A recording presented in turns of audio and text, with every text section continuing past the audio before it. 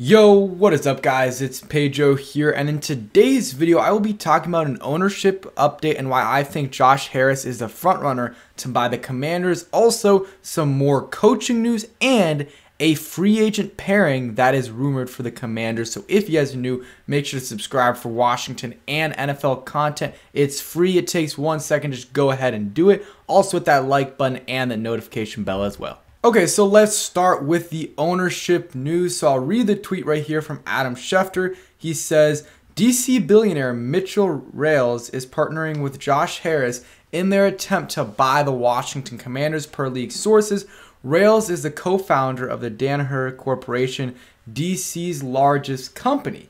So I think DC or Maryland native. I think he went to Walt Whitman High School. We'll get into some of Mitchell Rales' background in a second. Of course, Josh Harris is a 76ers owner. I believe the Devils as well. We've known about Josh Harris for a while. He's been a potential candidate for a while, but this is the next step. This is showing, he is going to have the money to buy the team. Not only is he a multi-billionaire, but Mitchell Rales, I believe, has a net worth about $7 billion.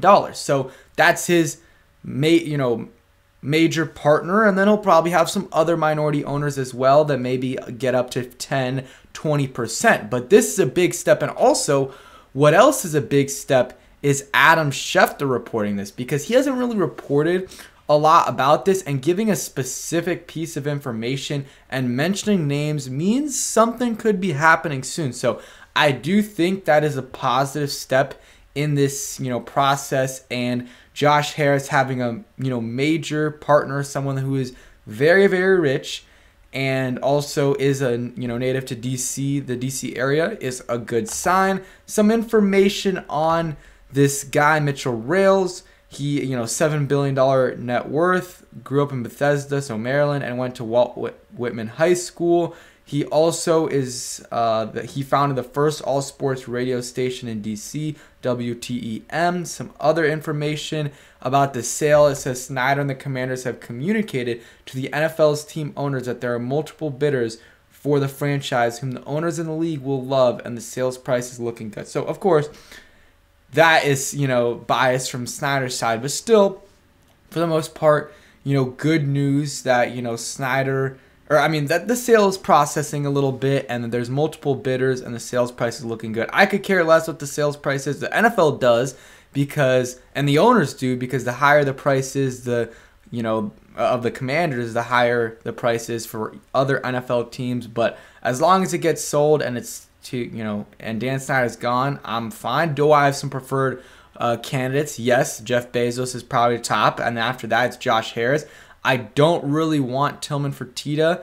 Yes, I think he's better than Dan, of course. Not many people would be worse, but he does have a little bit of not a great history with the Houston Rockets. Took over in 2017, and really ever since then, they kind of went downhill. He had a couple good years there, but he inherited a very, very good team. But that's kind of it on the ownership news. Nothing major, but it's just another step in the process, that, he gets a major partner, a guy that's a multi-billionaire, and I would say he's the front runner, and guys like JP Finley and others have kind of said it for a while, that they think he's going to be the guy. I think maybe Kevin Sheehan has as well. So probably if I had to put money on it now, it would be Josh Harris, but could be Tillman Fertitta, could be a mystery bidder. Still, who knows?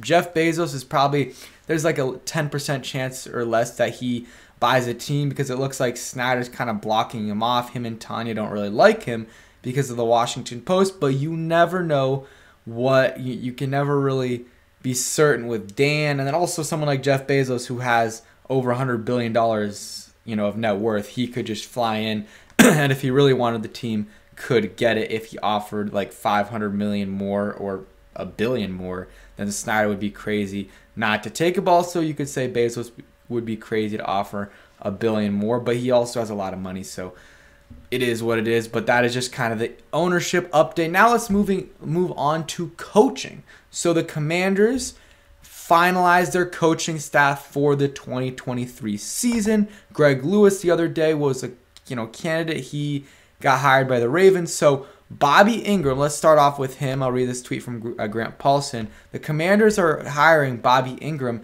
as the Commanders wide receiver coach. Eric Bieniemy makes an important hire to his developing staff. Ingram was a good NFL player before getting into coaching. He previously coached wide receivers and tight ends in Baltimore and was on Wisconsin's staff last year. I believe he was a offensive coordinator there. So just something to keep in mind. I think it was only for 1 year. I do see some Wisconsin fans saying it wasn't great and some Ravens fans saying it as well, but I do like this hire. It's hard to tell really with assistant head coaches or assistant coaches. You can really just look at it by their experience, and I do like the experience that Bobby Ingram does have.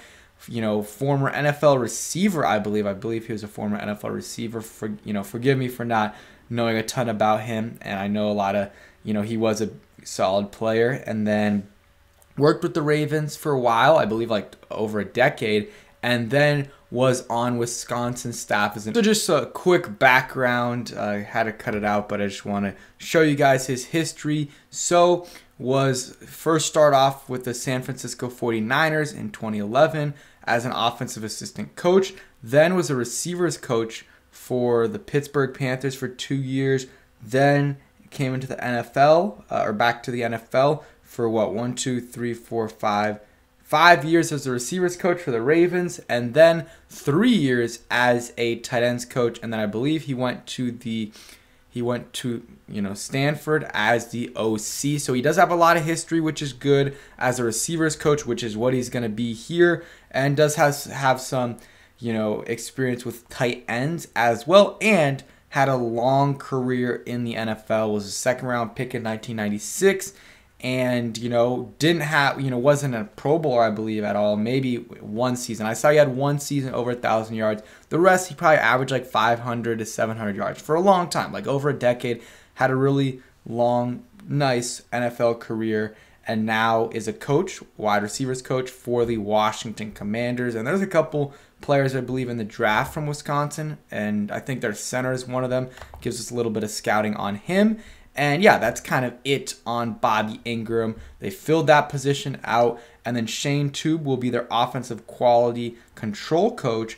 And then Reggie Howard will be their defensive quality control coach. So that's the staff. Really, the quality controls, those guys don't really matter too much. You're not going to get too much of a background on those guys. But those are the names. If you want to go more in depth, go ahead. I know a lot of people wouldn't want me to go through that, wouldn't want to listen through that, but that's kind of it on the coaching staff. It is complete. The new names that they hired this offseason, obviously, Eric Bieniemy, and then after that they got Tavita Pritchard, was an offensive coordinator for Stanford, also QB's coach and former QB himself. They got Bobby Ingram, Shane Tube, and then Reggie Howard as a defensive quality control coach, and they made a few internal promotions on the defensive side.